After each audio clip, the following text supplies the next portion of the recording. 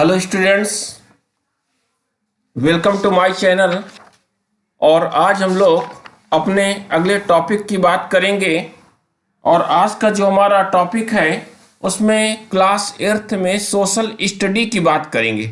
और social study में हम पहले से कुछ लेसन पढ़ चुके थे। आज पुनः हम आगे बढ़ेंगे और इसमें सोशल स्टडी में हमारा इतिहास और नागरिक जीवन, इस बुक के अंदर एक लेसन है पाठ 7। और इसमें लेसन का नाम है भारत में नव जागरण।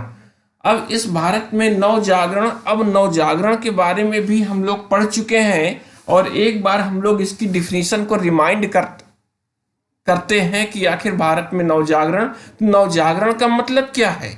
नवजागरण का मतलब होता है कि धर्म तथा समाज से संबंधित, है ना, किसी भी देश में जो भी धर्म चल रहा है, जो भी समाज में स्थितियां चल रही हैं, उसमें जो रूढ़ियां आ गई हैं, परंपराएं पुरानी आ गई हैं, है ना, अंधविश्वास आ गए हैं, उनसे संबंधित जो भी पुरानी परंपराएं हैं, मान्यताएं हैं, उनमें सुधार लाने का जो प्रयास करना है ना, उनको सुधारने का जो प्रयास करना है, उसी को हम क्या कहते हैं, नव जागरण कहते हैं। और इसी के अंतर्गत हमने कुछ यहाँ पे आंदोलन पढ़े थे, जिसमें धार्मिक सुधार आंदोलन में महिलाओं के लिए कुछ नए कानून बनाए गए, जिसमें राजा राम मोहन राय वगैरह को पढ़ा, ईश्वर चंद्र विद्यासागर को भी हम लोग ने जाना।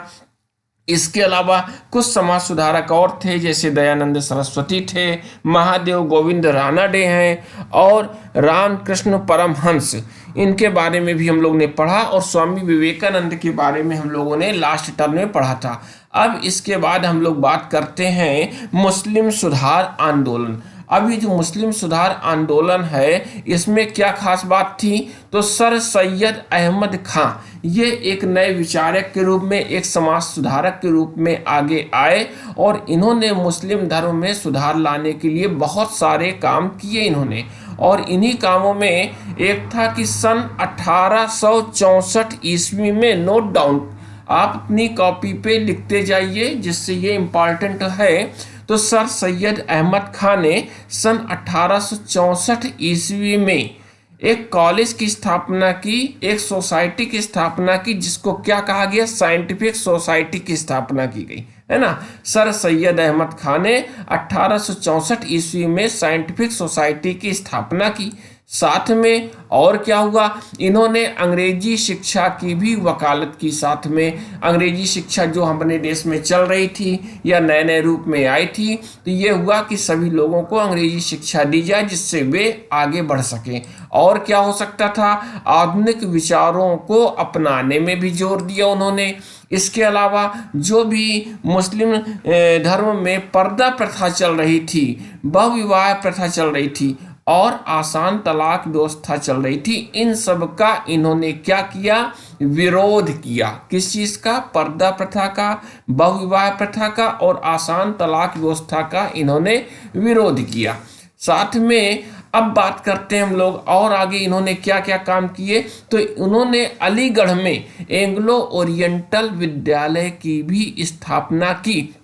और यही अलीगढ़ में एंग्लो ओरिएंटल विद्यालय जो मुस्लिमों के लिए खोला गया, उनकी एजुकेशन के लिए खोला गया, बाद में आगे चलकर अलीगढ़ मुस्लिम विश्वविद्यालय के नाम से जाना गया। और आज भी ये इसी रूप में चल रहा है, अलीगढ़ मुस्लिम विश्वविद्यालय।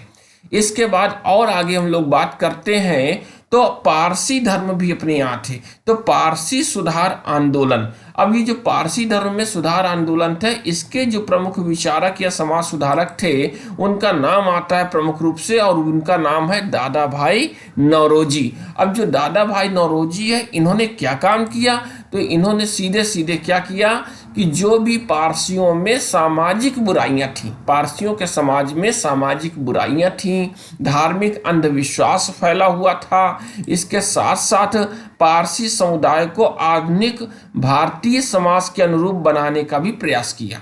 ठीक है ना, यहाँ पे सामाजिक बुराइयों को दूर करने का काम किया, धार्मिक अंधविश्वास को खत्म करने का काम किया, और क्या किया, इस समुदाय को आधुनिक भारतीय समाज की तरह बनाने का प्रयास भी इन्होंने किया। किसने किया, दादा भाई नौरोजी ने।